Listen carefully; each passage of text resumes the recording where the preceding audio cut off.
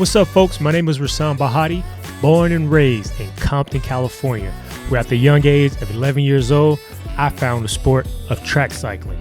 10 national titles later, I launched the Bahati Foundation to help marginalized communities rise above their circumstances. But today, I ride for fun, fitness, and community, all while representing brands that I love so much in the industry and making cool content.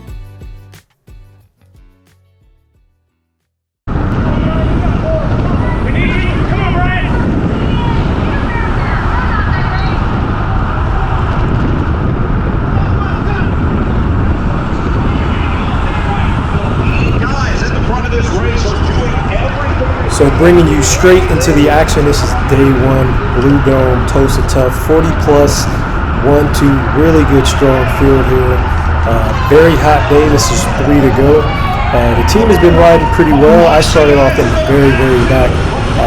Legs felt really dead, and of course, this would be my hardest test to date ever since I was discharged from the hospital, and really have been watching my heart rate.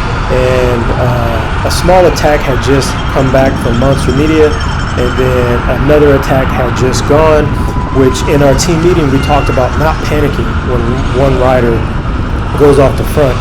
And so it's really important as a team to just stick to the script, right? It's like, we've got a pretty good team. Let's put all of our faith into our team. And, you know, though that wasn't a big deciding factor, it actually did put me in a bit of a box right there.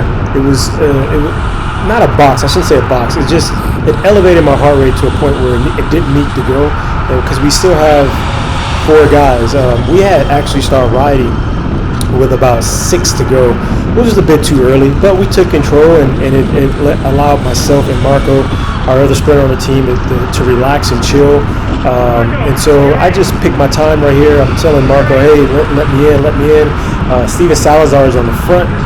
And for me, it was just like knowing my ability, knowing what type of effort I needed to make. And right here, I said, Steven, you're not done. Get your ass back in here. Because we're only down to 2 guys. And if I'm going to be giving Marco a lead out, need more guys on the front. So the team starts to come back up. And now we're back to 3 guys on the front, and this is where it gets a little hairy because the pace had dropped just enough for riders to start coming. You saw Eric Anderson there from Methods to Winning, trying to beat me to the wheel there. And these are important parts of the race where you just safely, you can't give up those spots because that one spot can make a huge difference. So we're all back together now. I'm feeling pretty good about it. It's 2 to go. I told Marco with about 20 minutes to go that I just wasn't feeling too well and that we needed to race for him. I'm happy with, lending myself to the team and just hoping that we can do what it takes to win. And at this point, Chad is kind of dictating where we need to go, and he's taking chops and sliding back in. And this is where everything sort of changed. You cannot take for granted that, guys are not going to come around you, especially deep in the race like this. So if you look at my rear view camera, you can see the green team coming, and that's Chris DeMarchi, very seasoned vet, has been racing for a long time, followed by his teammate Randy, and then Phil Tinsman. And see, they caught us off guard because we didn't protect the inside. We didn't protect the inside, and so we gave it up. And right here, I know Marco's on my wheel. It made no sense for me to just go full gas to the wheel, so I took my time, methodically got back to the wheel so he's not hurting. I want to put him in the box because he's got a sprint. You want to get him to the line at 80%, not 90 or anything more.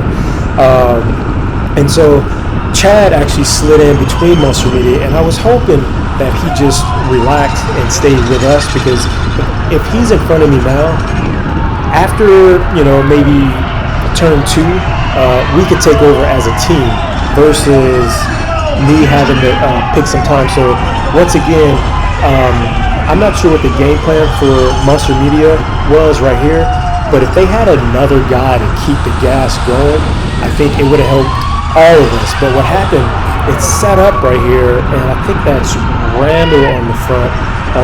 Both of them look pretty cooked, right? So Chris is trying to get back in, or maybe that's Randall there, I can't tell, sorry. to try to keep the pace high. And at this point, I really wish Chad just went full gas, right? There's no need to look back. Like at this point, you know your teammates are going to be there.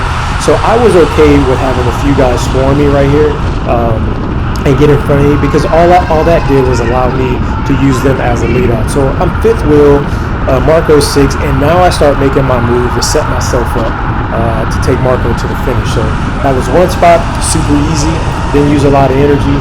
And here comes the second spot. This guy raced me pretty well to where I wanted to be. No problem. Back out. Take a different angle at him. Now I'm inside, and game is on. And maybe my acceleration was a bit too hard for Marco, but at this point, we had to go, right? So he's there.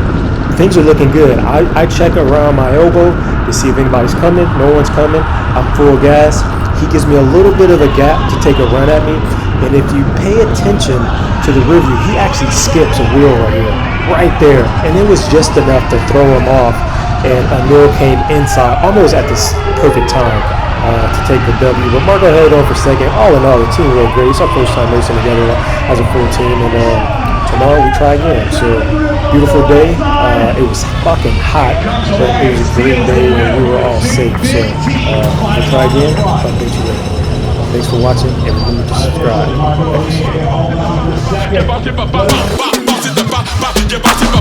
Thanks.